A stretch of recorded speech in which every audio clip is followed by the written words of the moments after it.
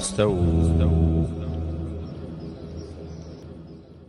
فلما فصل طالوت بالجنود قال إن الله مبتليكم بنهر فمن شرب منه فليس مني ومن لم يطعمه فإنه مني إلا من اغترف غرفة بيده فشربوا منه إلا قليلا منهم فلما جاوزه هو والذين آمنوا معه قالوا لا طاقة لنا اليوم بجالوت وجنوده قال الذين يظنون أنهم ملاقو الله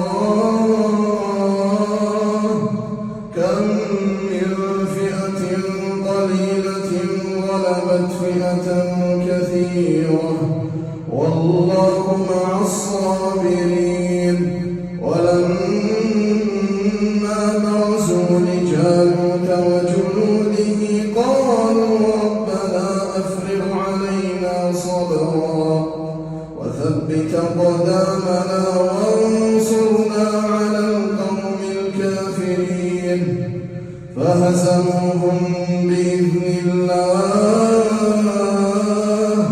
وقتل داود جالوت وآتاه الله الملك والحكمة وعلمه مما يشاء ولولا دفاع الله الناس بعضهم ببعض لفسدت الأرض ولكن الله ذو فضل على العالمين.